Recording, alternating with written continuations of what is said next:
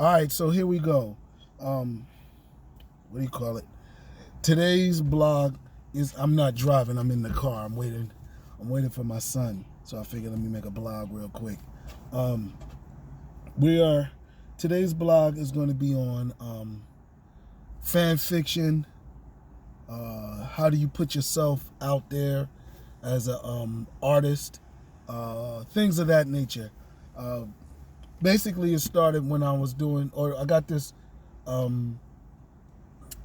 idea from a conversation that I had with a film producer friend of mine, and he was asking me, why did I do the Medea um, comic strip? I did this Medea Paranormal Solutions case of the disappearing collard greens, and why did I do it? Well, I had seen this a couple of times.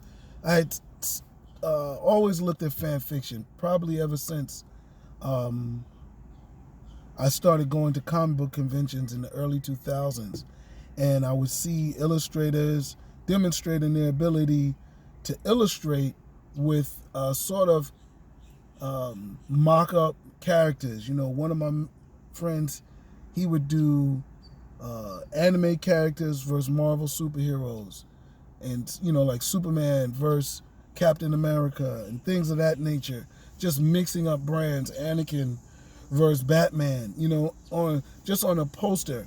And then I had other illustrators, just drawing a cool Spider-Man thing, and I was like, dang, and they're selling them. Now there was some legalities to selling other characters, but Marvel and DC kind of backed off, and as long as you're not mass producing them and you're just asking somebody to do it as a commission, they sort of back off, even though that's sort of against the law anyway.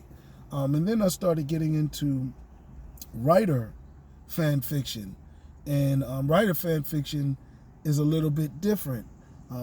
They have slash fiction, which is all fan fiction, and they even sell slash fiction, and slash fiction is when used mostly with gender variations and sexual orientation variations. There's a big one where Spock and Kirk are in a love affair. So they do Star Wars where Spock and Kirk are gay partners, but there's a whole bunch of fan fiction, and fan fiction is just like in illustration, when people take existing characters and write original stories using existing characters. They're not hired by the companies. It's not media tie-in. It's simulated media tie-in. Because even these characters can exist in literature, and they do something different with them. So, but they sell them. And then I've seen it in film. What's a good one? Well, the one that everybody was aware of was the gentleman, this film student or graduate, did a mock-up of Fresh Prince of Bel-Air. And the Fresh Prince of Bel-Air he did it as if Will Smith's character was a real drug dealer in Philadelphia.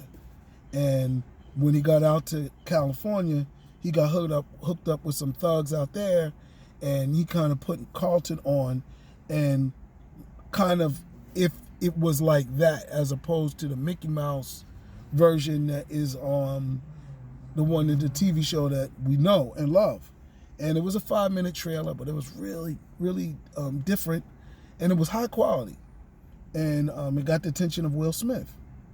And I was like, damn, all I need is one look, and I can get myself out there as a writer. I know when you do fan fiction, you don't necessarily show your original character development, but you sort of do, because you got to write in the character. It's just that they created the character. Maybe if you have a villain, you can show your ability to write the villains. If you have a different scenario, you take them to a different planet, then you could show your world building. But even as illustrators, as dope as their pictures are, they, to create a character that doesn't exist, they don't really show that. But again, they're not, doing that. Their illustrators get mostly hired to draw existing characters. So they're not always hired to draw characters that are original and stories and worlds that are original. Many times they got a new Superman coming out and they want to give it a new illustrator. So they'll say, submit your images, your pictures of Superman. So, even in the old comic books, they used to show you how to draw the characters. So they don't mind you drawing their characters. However, when it comes to writing and filmmaking, you want to pitch yourself as a filmmaker, not necessarily come in and direct a Will Smith, Fresh Prince of Bel-Air, because they already got directors for that. They want to see your cinematography. They want to see your pacing. They want to see your vision and how your shots look, your blocking and how you present it. Not even your editing, but if you're an editor, you get to show them that. If you're sound tech, if you're a AD, a DP, you know what I'm saying? All of that you can show in fan fiction. But with me, I did my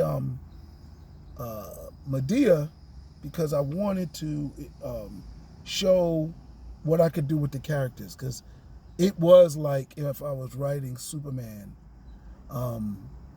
I want to write a Medea comic book, so I wanted to demonstrate my ability to write a short story. However, it took a sideways graduation, which it wasn't the thought at the time, but I really tried to think broadly about every one of my books. I can write a backstory on pretty much every character. Even some of the most insignificant characters, they got backstories, because everybody's got a backstory. And so the same thing with my Medea story. Not necessarily do the characters have a backstory, but I thought broadly about it. So now I'm like, I met a bodybuilder who's on Instagram. Yo, what's up? You want to do a comic book? Because now I can take my Medea and show my writing. I wrote it, right? How many illustrators hire writers? How many, illustrators, usually I got a comic book, they putting it out, and that's the done deal. You know what I'm saying? We as writers rarely get hired to write other people's stories. Now, there's writers that I know that are really starting to do their thing, writing other people's stories and stuff like that. I've been offered. I'm just now turning that corner to say, all right, this is how much I'll charge you, and this is how much time it will take me, or should take me. And I have all of that, but I just figured a lot of that out and just probably got comfortable to do it. But yeah, I'm going all in, even with screenplays. I was talking to somebody the other day, and I'm willing to write somebody else's screenplay. I think what had happened for me was I had to get into a place where I was comfortable with the work that I had out. I still have stories to write. I still want to write the fourth book, The Harlem Shake. I still want to write my secret agent story. I still want to write my Native American story, and then my Egyptian story. Those are like 4 books that are like burning on me. And then, I've got sequels to everything. Negro Mountain, Rashida the Zombie Killer, Thug Angel. I got to still write some more stories to get to the Thug Angel, but I'm there, right? I'm writing that now, because some of that is going to happen in comic book. It's going to be a blend with Thug Angel. The next story is pretty much going to involve everybody that I have. So, it's a gargoyle story, but I got a vegetarian werewolf. I'm bringing in Baba from the Death Pledge. I'm bringing in Rashida, the Zombie Killer. I may even bring in Destiny from Negro Mountain and do it like a mashup of all of my characters. I'm writing the Black Leprechaun. Just finished that. he's definitely in it. He's one of the characters that I had to do in it. So yeah, I'm bringing in, and it's almost like you'll be able to read all of these different comic books, watch the movie, and read other books to build off of that Thug Angel story. So yeah, it's already in the workings. But again, I'm putting myself out there as a writer, and people are seeing it, and they're like, wow. I mean, even me as a writer, to oversee a project and hire illustrators and make sure everything is on pace is different than if an illustrator had a project, because I think your pictures have to tell a story, and whoever your editor is the one that makes sure the dialogue and the words tell that story, make sure the pictures and the dialogue work hand in hand and make that story in a comic book. One of the other things I like, well, not really in my fan fiction, but something that came from the fan fiction, was my ability to learn new things. As writers, writing is a craft. It's like drawing and painting and illustration.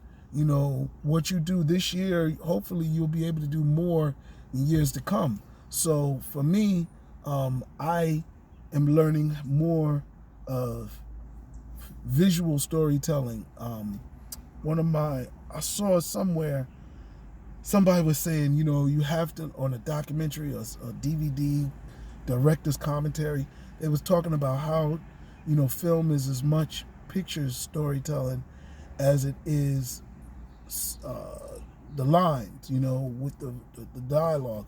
And they were saying, you know, if you really want to be a good filmmaker, you got to learn how to tell your story without depending on dialogue.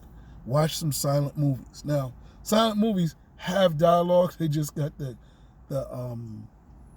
closed captioning and panels in between, you know, and then you have to kind of figure out what the person is doing. So they're a unique thing. It's not like there's no dialogue, but they do have dialogue. But maybe 50%, 60% of the story is told visually. However, so you can get that skill from there. And then the other one is how I used it. I took that and I applied it to comic books. And then you'd see comic books with pages, not with pages, but with a page of nothing, no dialogue on it. And I'm thinking, that's so cool. So I'm learning how to do that. In my mind, I call it letting the story breathe. So I let the story breathe and let it take legs, and it goes from there. But all of that has come from like fan fiction, and I'm going back to the beginning of what this blog is about. It's really about fan fiction, putting yourself out there. One of the things that I really think, and maybe I'll do this whole thing, and I'm sorry I waited to the end to say this, but I really think illustrators, if you really want to get out there for writers and people to hire you and use you, yeah, the $100 page rate is a beautiful thing, but that's for people that have worked with people before and they've seen their work. If you're new, that $30 a page and less is a real good intro rate. Even if you say to somebody, look, I'll do 10 pages. I'll do the first issue, right, for this, you know, and then after the project makes money or whatever it is, you know, or you could say, if you print over 1,000 books, then you got to give me some royalties or something like that. That's kind of really hard because people don't tell how much they make from their books, but you could definitely say, yo, you use me again, this is how much my rate is going to be, and can go up from there. But yeah, anyway, that's it. I'll touch base with you later. Checking it out. Fan fiction, baby.